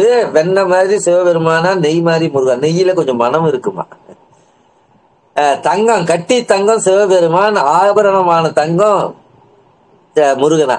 கட்டி தங்கத்தை வச்சு நான் கட்டி தங்கத்துக்கு பேங்க் லோன் கொடுக்க மாட்டோம், ஜொல் லோன் தான் கொடுப்போம். தங்கத்துக்கு லோன் கொடுக்க மாட்டோம், ஜொல் லோன் தான். நகையா இருந்தா நமக்கு பயன்படும். அதுபோல இந்த ஆன்மாக்களுக்கு பயனுள்ள வேத்துமா பார்க்க முருகன் சிறப்பு. அனுபூதி என்ற சொல்லுக்கு அணுனா உடன், பூதி என்றால் ஆதல். ஆன்மா இறைவனுடன் ஒன்றாக இருப்பது அனுபூதி. இரண்டரை கலகம், அதாவது உப்பு வேற தண்ணி வேற இருக்கு. உப்பை தண்ணியில போட்ட உப்பு தான். அதான் நான் அன்னைக்கு ஒரு முறை நான் சொன்னேன்னு நினைக்கிறேன். நாழி உப்பு நாழியப்பு நாழியானவாருன்னு சித்தர்பாடு. கால்படி உப்பு கால்படி தண்ணியில போட்டா அரைப்படி ஆகாது, கால்படியாவே இருக்கும். அது உப்பு அதுல கரைஞ்சிரும். அது மாதிரி இந்த ஜீவாத்மா இறைவனோட கலந்துடணும். அதுக்கு உதவி செய்வது கந்தர் அனுபூதி. எனவே ஆத்மா கந்த கடவுளுடன் ஒன்றுபட்டு அத்வீதமாகி அதனால் விளையும் மெய்யுணர்வு, அதை கந்தர் அனுபூதியிலே சொல்றாரு. ஆசா நிகழம் துகளாயின பின் பேசா அனுபூதி பிறந்ததுவே என்று இந்த நூலில் 43வது திருப்பாடல் தெரிவிக்கிறது. ஆண்டவனோடு நாம் ஒன்றுபடணும், அதற்கு உதவி செய்வது கந்தர் அனுபூதி. இதற்கு இப்படி விளக்கம் எழுதிட்டு, ஞானம் 3 வகைப்படும். ஞானம்ங்கிறது ரொம்ப உயர்ந்தது, விஷ்டம்னு சொல்லுவாங்க. அறிவு வேற, நாலேஜ் வேற. Knowing the things knowledge. விஷ்டம்ங்கிறது அது உயர்ந்தது ஞானம். அது எப்படின்னா பசு ஞானம், பாச ஞானம், பதி ஞானம். இந்த உலகங்களை பற்றி எல்லாம் படிக்கிறதெல்லாம் பாச ஞானம். நான் யார், என் உள்ளமார் என்று நம்ம பற்றி அறிகிறது பசு ஞானம். கடவுள்னா என்ன, அவர் எப்படி, அவருக்கு நமக்கு என்ன உறவு, இப்ப சொல்றாங்கல்ல அத்வைதம், துவைதம், விசிஷ்டா துவைதம்னு சொல்றாங்க. ஒவ்வொரு குருமார்களும் ஒவ்வொரு வழிகாட்டுகிறார்களே. அதுல மெய்கண்ட சாஸ்திரம் 13வது நூற்றாண்டிலே மெய்கண்டாரு அத இறைவனுக்கும் நமக்கும் என்ன உறவுன்னு சொல்றார். மெய்கண்ட சாஸ்திரம்னே பேர், ரொம்ப உயர்ந்தது. கடவுளுக்கும் நமக்கு என்ன உறவுன்னு சொல்றாரு. அதுல ஞானம் 3 வகைப்படும். பாச ஞானம், பசு ஞானம், பதி ஞானம். இது அருணகிரியார் பாச ஞானத்தாலேயோ பதி ஞானத்தினாலே பாடுகிறார். அதனால ரொம்ப உயர்ந்தது. அது விவரமா எழுதுறாரு. இது பதி ஞானத்தினாலே, இறைவன் கொடுத்த ஞானத்தினாலே பாடியதுன்னு அர்த்தம். ஆகவே இந்த சிவஞானத்தை தெளிவுற தெரிவிப்பது கந்தர் அனுபூதியாகும். கந்தர் அனுபூதி என்ற சொல் 3 வகையாக பொருள்படும்.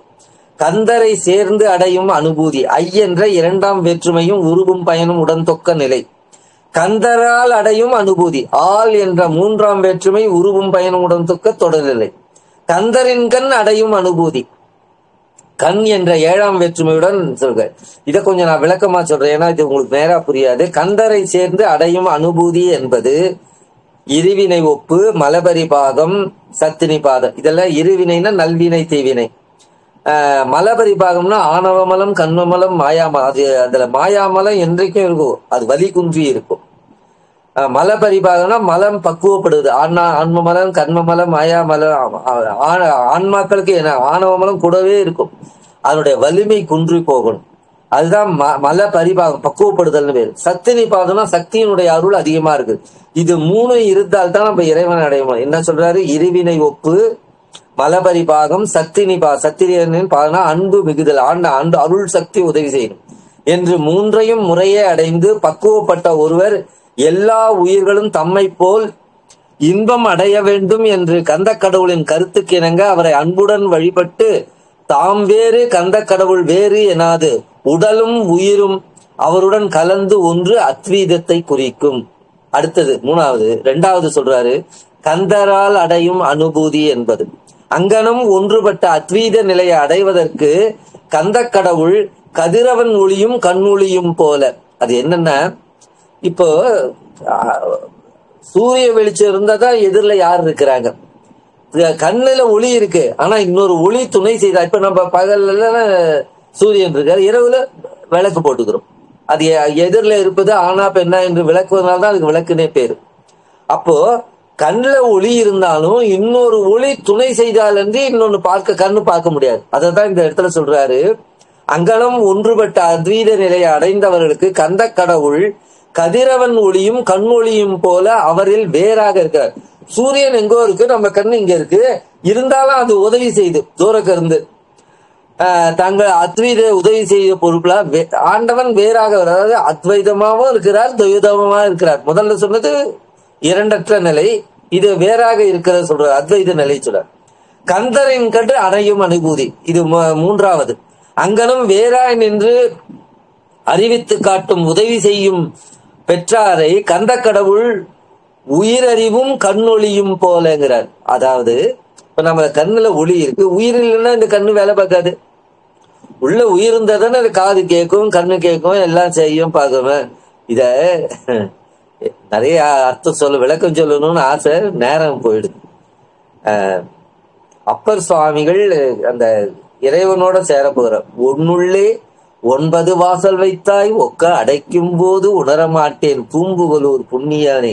எனக்கு அந்த நேரத்துல நீ உதவி செய்யணும் அந்த பாடலை சொல்லி சுவாமி இறைவனோட சேருகிறார். அதுபோல உயிர் இல்லாமல் இந்த கண்ணு எங்காது.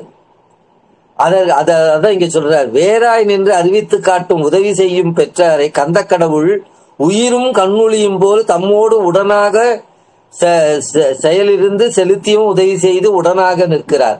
ஆண்டவன் வேறாக இருக்கிறான், உடனாகவும் இருக்கிறான், அத்வீதமாகவும் இருக்கிறார்.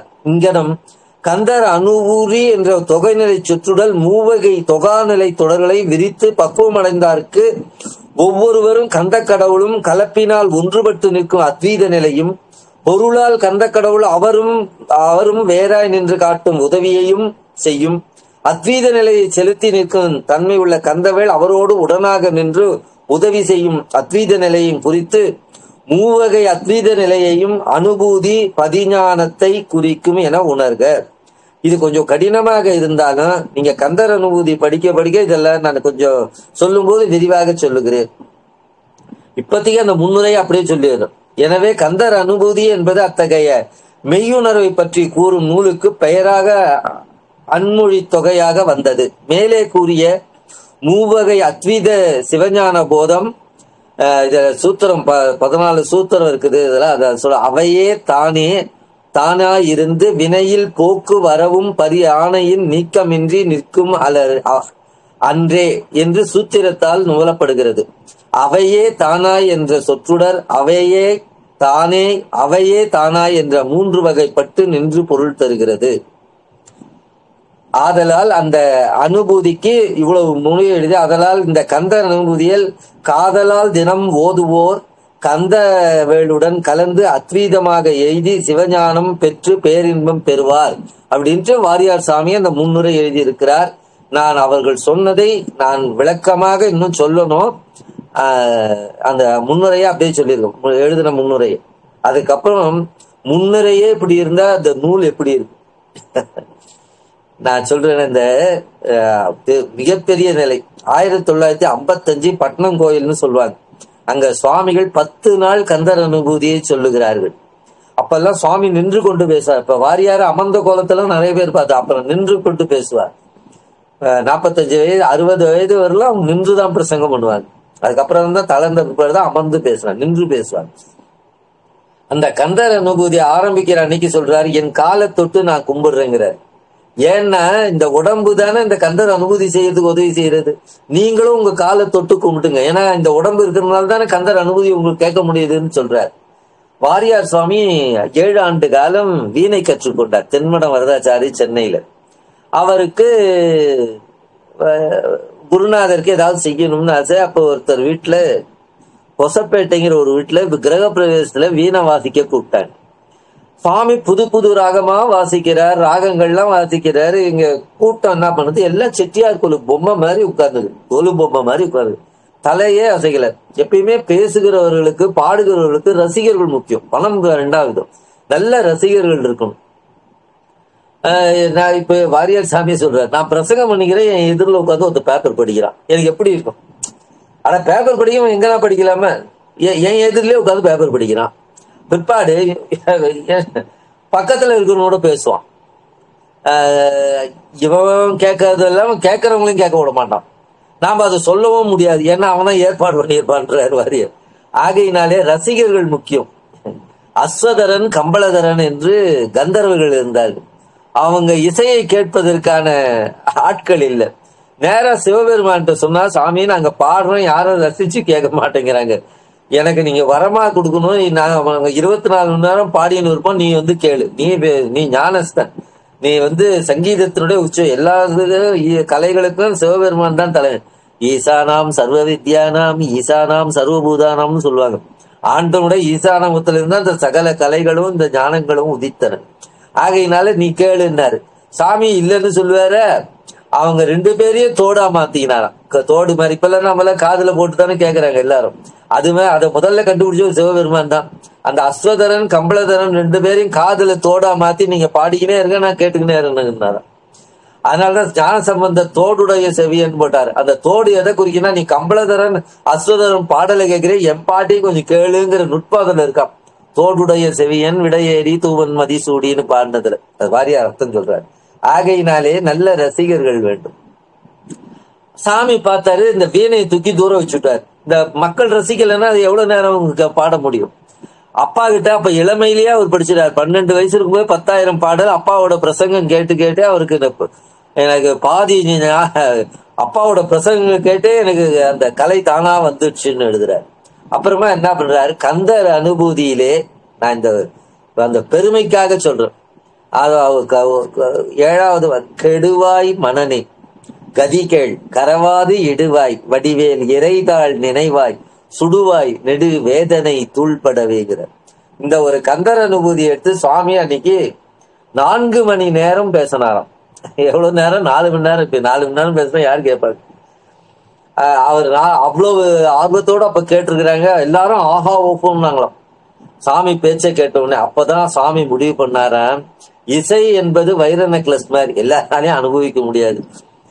சொற்பொழிவு என்பது இப்ப சகோதரி ஏற்பாடு பண்ணி இந்த ஏற்பாடு பண்ண சொல் என்பது அவர்களுக்கு தக்க நிலையில போய் பேசலாம். கிராமத்துல பேசும்போது அவங்களுக்கு தக்க அளவுக்கு, யூனிவர்சிட்டியில பேசும்போது அதுக்கு தக்க, ஆன்மீக சங்கத்துல பேசும்போது அதுக்கு ஒரு மாதிரி, பள்ளிக்கூடத்துல பேசும்போது நம்ம அவங்க தகுதிக்கு தக்கவாறு பேசலாம். இன்னொன்று, இசை என்பது காதோடு நின்றுடும். இயல் என்பது மக்களை மக்களாக மாற்றக்கூடியும். தங்கத்தை செம்ப தங்கமாக்குவது போல மனிதனை தெய்வமாக்கக்கூடிய ஆற்றல் இந்த பேச்சுக்கு தான் உண்டு என்று தன் வாழ்க்கையை அதுல இருந்து சொற்பொழிவுக்கு மாற்றி கொண்டார். ஏன்னா இசை எல்லாரும் ரசிக்க முடியாது. ஆனா சாமி இசையோட பாடுவோம் செய்வார்கள். சொற்பொழிவு தான் நிறைய சொல்லி இயல்னால மக்களை மக்களாக வாழச் செய்ய என்று நாள்தோறும் என்ன சொன்னாரு, அனுபூதியில சொல்றார். கெடுவாய் மனனே, மனசை பார்த்து சொல்றார். உங்களை பார்த்து சொன்ன நீ போய் நான் 1000 பேருக்கு புத்தி சொல்லுவேன், நீ எனக்கு சொல்றது. அதனால தன் மனசை நோக்கியவா, கெடுவாய் மனனே கதி கேள், நான் உனக்கு நல்ல கதி சொல்றேன், கதி கேள் கரவாது இடுவாய். கரவுனா கரவுதுன்னா ஒளிச்சு வைக்கிறது, ஒளிச்சு வைக்காதற எல்லாம் அவங்களும் எடுத்துட்டு போல. எத்தனை பேர் எவ்வளவு செல்வத்தை விட்டுட்டு தானே போறாங்க. நான் பேர் சொல்ல விரும்பல, கோடிக்கணக்கான சொத்து எடுத்துக்கினா போறாங்க. மறைஞ்சுட்டா யாரும் தானே சாப்பிட போறாங்க. கெடுவாய் மனனே கதிகள், ஒளிச்சு வைக்காது, முடிஞ்சவர்களும் அடுத்தவங்களுக்கு கொடு. கரவாது இடுவாய் வடிவேல் இறைதாள் நினைவாய். 2 விஷயம் சொல்றார். குடு, சுவாமியை நினை. அது 2 தான் வாழ்க்கையில முக்கியம். நம்மால முடிஞ்சவர்களும் அடுத்தவங்களுக்கு உதவி செய்யும். பண உதவி செய்யலாம், உடம்பால உதவி செய்யலாம், வாக்கினால உதவி செய்யலாம். ஒருத்தருக்கு உடம்பு சரியில்லை, ஐயா குழந்தைக்கு உடம்பு சார், கவலையே படாதீங்க, எல்லாம் நல்லா ஆயிடும், நீங்க போயிருக்கிற ஹாஸ்பிட்டல் ரொம்ப உயர்ந்த, அங்க எல்லாம் நல்லா இந்த 2 நாள்ல உங்க குழந்தை வந்துடும் அப்படி சொல்லணும். ஐயோ அந்த ஹாஸ்பிட்டல்ல சேர்த்தீங்க, நேற்று 3 பேர் செத்து போயிட்டான் சார், இது வாக்கினால அவனை அதிகப்படுத்துவான். ஏற்கனவே குழந்தைக்கு உடம்பு சரியில்லைன்னு கவலையா இருக்கிறான், அவங்ககிட்ட அப்போ நெகட்டிவாஸ் பேசுவான். நான் உங்களெல்லாம் வணக்கத்தோட சொல்றேன், இந்த எதிர்மறையாக எண்ணுபவர்களுக்கு கிட்டக்கவே சேர்க்காதீங்க, நம்ம வாழ்க்கையை கெடுத்துருவான். நேர்மறை எண்ணங்கள் இருக்கணும், எப்பயுமே எதிர்மறையா இருக்கக்கூடாது. எல்லாம் அதான் வாழ்க வையகம் வாழ்க வளமுடன் அவங்க வார்த்தை சொல்றதே நல்லதே நினைக்கணும், நல்லதே சொல்லணும். அதை விட்டுட்டு அதைரியப்படுத்துவாங்க. ஏன்டா பிஏ சேர்ந்த பிஏ சேர்ந்து எவன்டா உருப்பட்டுக்கிறான், எவன்டா வேலை கொடுப்பான், இப்படியே சொன்னா பிஏ படிச்சு வரக்கூடாதுன்னு வேலை. ஆகையினாலே நம்ம அதைரியப்படுத்துவாங்க. அதனால இந்த கந்தர் அனுபூதியில கெடுவாய் மனனே கதிகள் கரவாது இடுவாய் வடிவேல் இறைதாள் நினைவாய் சுடுவாய் நெடு வேதனை தூள்படவே, தூள் தூளா போயிடுங்கிறார் உங்க வேதனை எல்லாம். இதற்கு அவர் 4 மணி, நான் இப்ப 2 நிமிஷத்துல சொன்னேன், 4 மணி நேரம் சொன்னார். கெடுவாய் மனம்னா அந்த கெடுக்கிற மனம் என்னன்னு சொல்லுவார். நம்ம நல்லா சொல்லுவோம், இன்னைக்கு கிருத்திகை கோயிலுக்கு போலான்னு ஒரு எண்ணம் வரும், 4 தூரல் போட்டு வேணாம் ஜலு குடிச்சுமா அடுத்த கிருத்த போலாம். பிரதோஷம் இன்னைக்கு கோயிலுக்கு போலான்னு ஃப்ரெண்டு கூப்பிடுவார், வாங்க சார் பார்க்கல நம்ம ஃப்ரெண்டு எல்லாம் வந்துக்கிறாங்க சீட் ஆடலான்னு. பிரதோஷத்துக்கு போற நேரத்துக்கு எடுத்துட்டார். இது மாதிரி மனசு சீக்கிரம் கெட்டு போயிடுமா. இந்த 5 புலன்களும் அதது வழிக்கு இருக்கும். ஆக அந்த 5 புலன்களை கட்டணும். அதற்கு நாம எல்லாம் துன்பத்தினாலே கவலைப்படுகிறோம். எல்லாருக்கும் இன்பமா வாழணும் ஆசை, ஆனா எல்லாரும் துன்பத்தோடு தானே இருக்கிறாங்க. இவரே நம்ம ஆதி சங்கரரே நான் பெரிய துக்கியாக இருக்கிறேன்னார். அவருக்கு என்ன துக்கம்? மக்கள் திருந்தலையேன்னு கவலைப்படுவார். ஞானிகளுக்கு என்ன கவலைன்னா இந்த மக்கள் திருந்தணும், உயரணும். இப்போ பார்த்தா பேப்பர்ல பார்த்தா தினம் ஒரு கொலை, தினம் ஒரு கற்பழிப்பு, தினம் ஒரு துன்பம், குழந்தைகளுக்கு துன்பம் கொடுக்குறாங்க, கணவன் மனைவியை கொள்ளுகிறான், மனைவி கலவை, என்னென்னவோ வருகிறது. ரொம்ப வருத்தப்படுவோம். இவ்வளவு பெரிய சமயத்துல பிறந்து மக்கள் மக்களாக வாழாமல் விலங்கு போல வாழ்கிறார்களே, இதற்கெல்லாம் என்ன வழி? ஆண்டவன் முருகன் கிட்ட தினமும் சொல்லுவேன், அப்பா இதெல்லாம் நல்ல இப்போ ஒரு நாள் விமானத்தை அவ்வளவு பேர் இறந்துட்டாங்க, ஒரு வினாடியிலே இறந்துட்டாங்களே, முருகா இந்த ஆன்மாலாம் கடத்தியாரு, உன்னோட ஆத்ம சாந்தி கொடுக்கணும்னு நான் வேண்டிக்கிறேன். அவங்க யாரா இருந்தாலும் என்ன கடவுளை வேண்டிக்க கூடாத? அதே மாதிரி யாராவது கஷ்டப்படுறவங்களுக்கு நம்ம உதவி செய்யணும். ஐயா உங்களுக்கு உடம்பு நல்லா ஆயிடும், உங்க கஷ்டத்துக்காக நான் கடவுளை வேண்டிக்கிறேன் அப்படி சொல்லுவோம். எல்லாம் தலையெழுத்து சார், விதி என்ன பண்றது, தலையெழுத்து அப்படியா சொல்லுவேன். அது கவலையே படாதப்ப, எல்லாம் முருகன் இருக்கிறார், கடவுள் இருக்கிறார் அப்படின்னு நம்ம பாசிட்டிவா பேசணும். அது இல்லாம இருக்கிறார். அததான் இங்க கெடுவாய் மனனுக்கு அவ்வளவு விளக்கம் கொடுக்கிறார். கெடுவாய் மனனே கதிகேள் கரவாது இடுவாய். கரவாதுன்னா ஒளிச்சு வைக்காம, கரவாது இடுவாய். கடன்பட்டு கழவிட வேண்டாம், உங்களால முடிந்தது. 100 ரூபாய் சம்பாதிச்சா 1 ரூபா தர்மம் பண்ணுங்கிறார். அது கூட பண்ண முடியலன்னு சொல்லலாமா? அள்ளி கொடுக்க வேண்டாம், கிள்ளியாவது கொடுக்கலாமே. அதுதான் நொய்யில் பிளவேனும் பகிர்மின்கள்னாரு அருணகிரினார். கொடுக்கிற குணம் இருக்கணும். கண்ணின் தொழில் காண்பது, காலின் தொழில் நடப்பது, வாயின் தொழில் வசனிப்பது, கையின் தொழில் கொடுப்பது. கரவாது இடுவாய் வடிவேல் இறைதாள் நினைவாய். முருகனை நினைன்னு சொல்றாரு. முருகனை கும்பிடுறவங்க நீங்க எந்த சுவாமியை நினைக்கிறீங்களோ அந்த சுவாமியை நினைச்சீங்க. கெடுவாய் மனனே கதிகேள் கரவாது இடுவாய் வடிவேல் இறைதாள் நினைவாய் சுடுவாய் நெடு வேதனை தூள்படவே. வேதனைனா எத்தனையோ சொல்றாங்க, நம்ம அவங்களுக்கும் எத்தனையோ வேதனைகள் இருக்கும். நமக்கு பிறவிதான் பெரிய துன்பம். அந்த பிறவி துன்பம் தூள் தூளா போயிடுமா.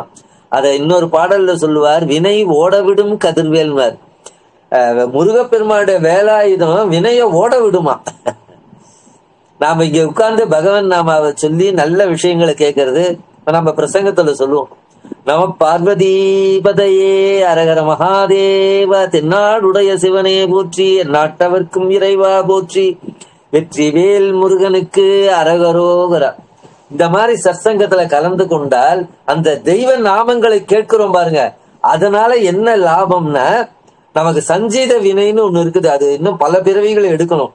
நீங்க இங்க பகவன் நாமாவை சொல்ல சொல்ல அது வருபட்ட நெல்லா போயிடுமா, பிறவிக்கு வராம போகுமா.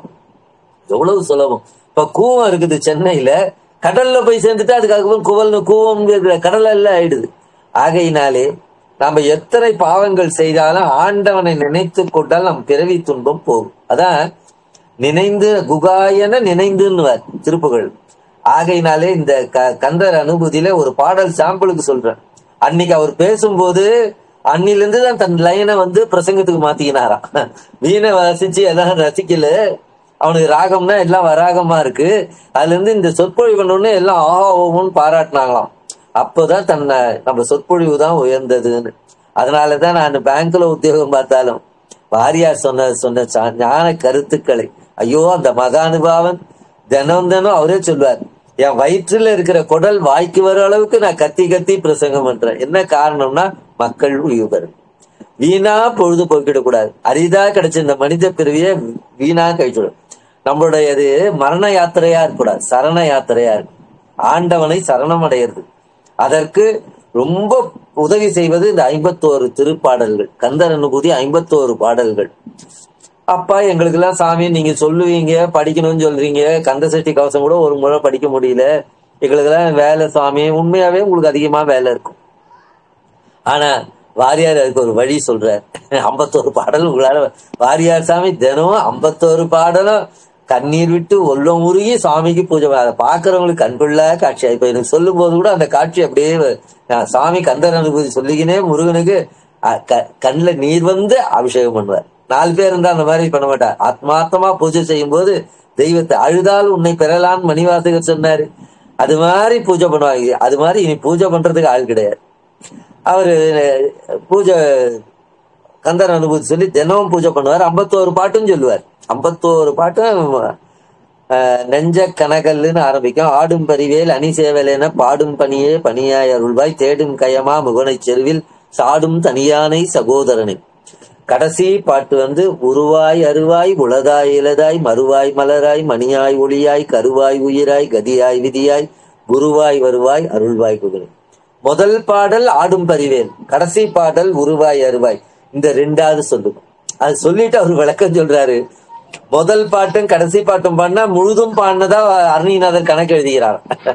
அது எப்படி சொல்றாருன்னா, எஸ்டின்னு போட்டா ஸ்ட்ரீட்னு படிக்கிறீங்களே, பிஆர்னு போட்டா டாக்டர்னு படிக்கிறீங்களே, இஆர்னா இன்ஜினியர்னு படிக்கிறீங்களே, அது போல முருகன் கந்தர் அனுபூதியில முதல் பாட்டு ஆடும் பரிவேல் அணி சேவல் என பாடும் பணியே பணியாய் அருள்வாய். அதான் பாடுகிற பணி ரொம்ப உயர்ந்தது.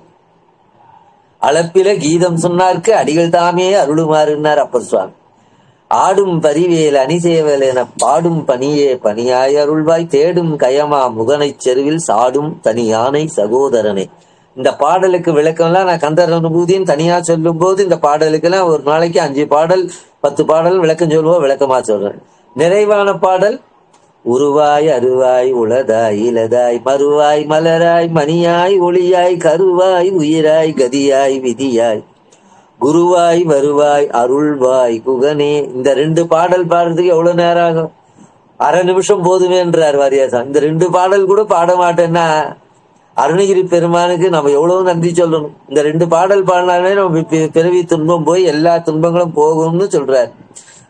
எஸ்டின்னு போட்டா ஸ்ட்ரீட்னு படிக்கிறீங்க, டிஆர்னு படிச்சா டாக்டர். அது போல அருணகிரி பாடின இந்த 2 பாடல், முதல் பாடலும் கடைசியும் பாடணும் பாடினா முருகன் எல்லாம் பாடினதா எடுத்துக்கிறாருன்னு வாரியார் சொல்றாரு. ஆகையினால அப்படி உயர்ந்த ஞான பொக்கிஷம் நாம் இந்த படிக்கலைன்னா நாம பெரிய சொத்தை இருந்துட்டோம். இப்ப ரொம்ப பெரிய சொத்து தாத்தா வச்சிருந்தாரு, எங்க தெரியாம போயிடுச்சு. திடீர்னு பார்த்தா அந்த இடமெல்லாம் நமக்கு தான் சொத்து. அதுபோல கந்தர் அனுபூதி என்பது நம்முடைய சொத்து. அதை நாம் உணராமல் விட்டு விட்டால் செல்வத்தை விட்டது போல, அப்பா கொடுத்த சொத்தை நாம விட்டுட்டது போல ஏமாந்து விட்டுட்டோம். நம்ம வீடுன்னு தெரியாமையே விட்டுட்டோம்.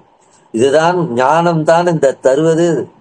நான் கந்தர் அனுபூதியில் 12 திருமுறைகள், ஆழ்வாருடைய 4000 திவ்ய பிரபந்தம், பகவத்கீதை, திருவாசகம், திருவருட்பா, இப்படி ஏகப்பட்ட இருக்கிறது. அதிலே ரொம்ப உயர்ந்தது கந்தர் அனுபூதி என்று அவர் பல பல உதாரணங்களிலே சொல்லுகிறார்.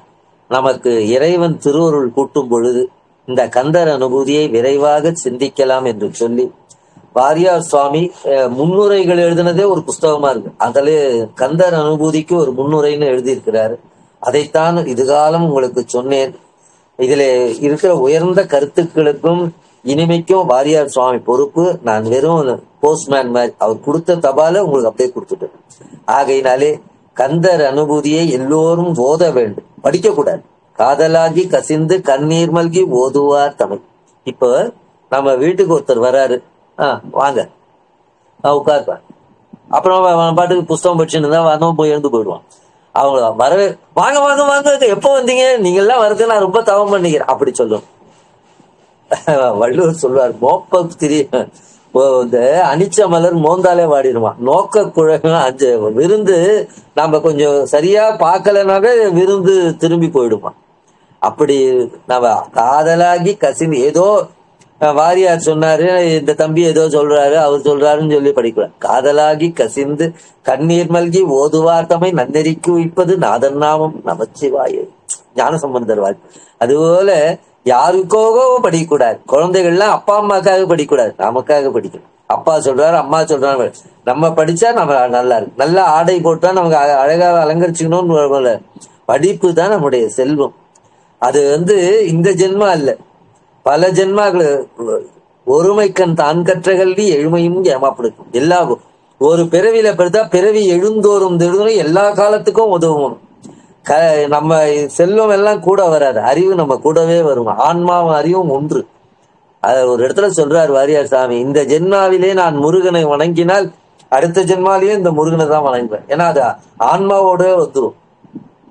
மேண்டலின் சீனிவாசன் ஒருத்தர் இருந்தார். 12 வயசுல அற்புதமா வாசிப்பார். இப்படி முடியுது, 200 வருஷம் வாசிச்சாதான் அந்த இனிமை வருமா. ஜென்மாந்தரத்திலேயே அவர் பெரிய ஞானியா இருந்திருப்பார், அந்த ஞானம் வரும் என்று சொல்லி நான் உங்கள் திருவடிகளிலே இதை விண்ணப்பமாக வைக்கிறேன். எனக்கு இறை அருள் கூட்டினால் வாரியார் சுவாமியுடைய கந்தர் அனுபூதி என்ற விரிவுரையிலே தினம் ஒரு 5 பாடல் 6 பாடல் என்று விரிவாக சொல்லுகிறேன். ஓரளவுக்கு இந்த கந்தர் அனுபூதி முன்னுரையை பற்றி சொல்லி இருக்கிறேன். இதுகாக நான் சொன்னதுடைய நம்ம மனித பிறவி புனிதமான பிறவி. எந்த காரணத்தை கொண்டும் தற்கொலை செய்து கொள்ளக்கூடாது, எந்த காரணத்தை கொண்டும். பிற்பாடு நம்முடைய சைவம்னா ஏதோ திருநீர் வச்சுக்கிறதுன்னு, இந்த உலகம் முழுவதும் சைவத்துக்குள்ள இருக்கும். சிவனை வணங்கினால் சைவன்னு பேர், இல்லை என்றாலும் எல்லாம் சைவத்துக்குள்ள, எல்லா மதங்களும் எல்லாமே அது தாய் மதம் போன்றது. அதிலே பெரிய ஞானிகள் அறியக்கூடிய பொருள் ஒன்றே ஒன்றுதான். சான்றவர் ஆய்ந்திடத்தக்கவாம் பொருள் மூன்றுள மறையலாம் மொழிய நின்றன ஆன்றதோர் தொல்பதி ஆறுயுத்தொகை வான்துகள் தலையனவகும். இந்த தலை என்பது கட்ட மாதிரி, அது அந்த பக்கம் இறைவன் இருக்கிறாரு, இந்த பக்கம் இரும்பு போல நாம இருக்கணும், நடுவுல ஒரு கட்டை மறைச்சிருக்கு. இந்த தலை விலகிட்ட அந்த காந்தம் நம்மள இழுத்துக்கும். இந்த உலக மாய அப்படி விலகிடுச்சுன்னா ஆண்டவன இந்த காந்த ஈத்தென்னை ஆட்கொண்ட எந்தை பிரான் என்பார் மணிவாசகர். இந்த தலையை நாம விலகிட்டோம்னா இரும்பு காந்தத்தை பார்த்தோம்னா ஒட்டிக்கும். அதனால நமக்கு இந்த ஆண்டவனுக்கு நமக்கு தலையா இருப்பது அதுதான். சான்றவர் ஆய்ந்திட தக்கவாம் பொருள் மூன்றுள மறையலாம் மொழிய நின்றன ஆன்றதோர் தொல்பதி வான்துகள் தலையென வகுப்பர் அன்னவே என்று சொல்லுகிறார். நாம் சிவாய நமன்னு ஒரு வார்த்தையில சி என்பது சிவம், வாய் என்பது திருவருள், வாய் என்பது அம்பாளை குறிக்கும், யா என்பது நாமெல்லாம் ஆன்மா, நா என்பது திரோத மலம், மா என்பது ஆணவ மலம். இந்த திரோத மலம் என்பது மலமாக இருந்தால் டார்ச் லைட் மாதிரியாம். இப்ப நம்ம வீட்டுல குப்பை இருக்குது, இந்த ஆணவமாகிய குப்பையை விளக்குவதற்கு திரோத மலம் உதவி செய்தான். இந்த சிவாய நம என்றதுல பாருங்க, இது ஆட்காட்டி விரல் இறைவன் பேரு, பெருவிரல்னு பேரு, அது பதின்னு பேரு. இந்த ஆள்காட்டி விரலுக்கு பாருங்க, அது நம்ம ஆன்மாக்கள். இந்த பெருவிரல் ஆணவ மலம், இது கர்ம மலம், மாயாமலம். இந்த மூன்றையும் விட்டுட்டு இவன் இறைவனோடு சேர்ந்தா நீ நானும் ஒன்னா இல்லை, அதான் சின்முத்திரைன்னு பேர். அந்த ஞானத்தை அடைவதற்கு உதவி செய்வது கந்தர் அனுபூதி. நீங்க கந்தர் அனுபூதி படிச்சுன்னு இருந்தாலே ஆன்மா இந்த தலை விலகிடும். தலை விலகிட்டா காந்தமும் இரும்பும் ஒன்றா. அதுபோல கந்தர் அனுபூதி இந்த உலக மாயையை விளக்குவதற்கு ஒரு அற்புதமான நூல் என்று வாரியார் சுவாமி எழுதியிருக்கிறார். அருணகிரி பெருமான் இது கிளி ரூபமா, அது ஒரு கதை, ஒரு சம்பந்தாண்டான அத கண்ணு தெரியலன்ட்டு சுவாமி தன் உடம்ப வச்சு கூடு விட்டு கூடு போய் ஒரு கிளியினுடைய இது போய் வானுலகத்திலிருந்து பாரிஜாத மலர் கொண்டு வருகிறார். கண்ணு எல்லாருக்கும் ஒளி வருது. அப்ப கிளியா இவன் என்ன பண்ணிட்டா, சம்பந்தாண்டா எப்பயுமே நல்லவர்களுக்கு பகைவர் உண்டு, நீங்க எல்லாம் நல்லவங்கன்னா உங்களுக்கு பகை இருந்தா நீங்க நல்லவனு இருக்கும். காந்தியே கொண்டு வராங்க, எல்லாருக்கும் பகை இருக்கும், நல்லவங்கன்னா இதா இருக்கு. அவன் இவர் அருணகிரிநாதருடைய திருமேனியை புதைச்சுட்டான். சுவாமி கிளியா இருந்த போது அப்ப அருணகிரி பெருமான் முருகன் அருள் செய்ய கந்தர் அனுபூதி கிளி ரூபத்திலே பாடுறார். கிளிப்பாடு கோபுரம்னே இருக்கும் கந்த திருவண்ணாமலையில, அத கிளி பொம்மையை வச்சிருப்பான். அந்த கோபுரத்துல இருந்து கிளி ரூபத்திலேயே கந்தர் அனுபூதி சொன்னார். கிளிக்கு என்ன வழக்கம்னா சொன்னதை சொல்லும் கிளிப்பிள்ளைன்னு பேர். முருகன் சொன்னதை அப்படியே சொன்னார். இப்ப பேட்டி காணும் போது நிறைவா சொல்லுவாங்க, சாமி மக்களுக்கெல்லாம் நீங்க என்ன சொல்றீங்க நிறைவா. அதுபோல அருணகிரி பெருமான் தன் வாழ்நாள்ல நிறைவாக சொன்னது கந்தர் அனுபூதி. அந்த கந்தர் அனுபூதியை நாம் படித்தால் கந்தனோடு நாம் தொடர்ந்து சேர்ந்து இருக்கலாம் என்று சொல்லி என்னை பேசுமாறு இன்னைக்கு கொஞ்சம் இந்த ட்ரை சப்ஜெக்ட் தான் இருந்தாலும் இதை நம்ம தெரிஞ்சுக்கணும். எவ்வளவு காலத்துக்கு தான் நம்ம இப்படியே இருக்கிறது? வாழைப்பழம் மாதிரி எல்லாம் இருக்குமா, பலாப்பழமும் இருக்குல்ல, அதுவும் முக்கணியில ஒன்றுதானே. ஆகையினால இந்த சைவ சமயத்தை இதுல பாகுபாடே இருக்கக்கூடாது. நம்ம இது உயர்வு அது தாழ்வு இல்லை, எல்லாம் ஆண்டவன் குழந்தைகள். அவரை அடைவதுதான் நம்முடைய வாழ்க்கைன்னு ஓதி நூல் கோடி உணர்ந்து உணரார் பாதி வெண்பாவில் பகரக்கள் ஆதி சிவமே பொருள் அதனை சேரும் நெறி அன்பே பவமே பகை அருளால் பார் என்று வாரியார் சுவாமி எழுதின அற்புதமான வெண்பா இது என்று சொல்லி காலம் இறைவன் திருவருள் கூட்டும் போது கந்தர் அனுபூதியை விரிவாக சிந்திப்போம், ஒவ்வொரு பாடலையும் சிந்திக்கலாம் என்று சொல்லி இந்த வாய்ப்பு கொடுத்த சகோதரிக்கும் இருந்து கேட்ட அத்தனை பெரியோர்களுக்கும் என் நன்றியையும் வணக்கத்தையும் சொல்லி எல்லோரும் வாழ எங்கும் நிறைந்த ஆண்டவனை வாழ்த்தி இந்த அளவிலே இந்த வார்த்தையை நான் நிறைவு செய்து கொள்ளுகிறேன். ஆறிரு தடந்தோள் வாழ்க, அருமுகம் வாழ்க, வெப்பை கூறுசை தனிவேல் வாழ்க, குக்குடம் வாழ்க, செவ்வேளேறிய ஞானவள்கள். ஆறிரு தடந்தோள் வாழ்க, அருமுகம் வாழ்க, வெப்பை கூறுசை செவ்வேள் வாழ்க, ஞானவள்ளி வாழ்க, வான்முகில் வழாது பெய்க, மலிவளம் சுரக்க, மன்னன் கோன்முறை அரசு செய்க, குறைவிலாது உயிர்கள் வாழ்க, நான்மறை அறங்கள் ஓங்க, நற்றவம் வெள்ளி மல்க, மேன்மைக்குள் சைவ நீதி விளங்குக உலகமெல்லாம். செவ்வானனைய திருமேனி சேயே எவ்வானவரும் ஏத்துகின்ற இறைவாய் இளம் பூரணா, தெவ்வாதனை இல்லாத பரசிவ யோகியர் தேசிகா, செவ்வாய்க்கிழமை வந்தருள்வாய் செல்வ பழனி குக போற்றி. இன்று செவ்வாய்க்கிழமைக்கு வாரியார் சுவாமி பாடிய இந்த பாடலை சொல்லி, பழனி ஆண்டவனுடைய அருளினாலே எல்லோருக்கும் எல்லா நலமும் விளங்க வேண்டும், நோயற்ற வாழ்வு, நிறைந்த செல்வம், நல்லார் இணக்கம் என்று எல்லா நலன்களும் பெற்று வாழ எம்பெருமானை வாழ்த்தி இந்த வார்த்தையை இந்த அளவிலே நிறைவு செய்து கொள்ளுகிறேன். வெற்றிவேல் முருகனுக்கு அரோகரா.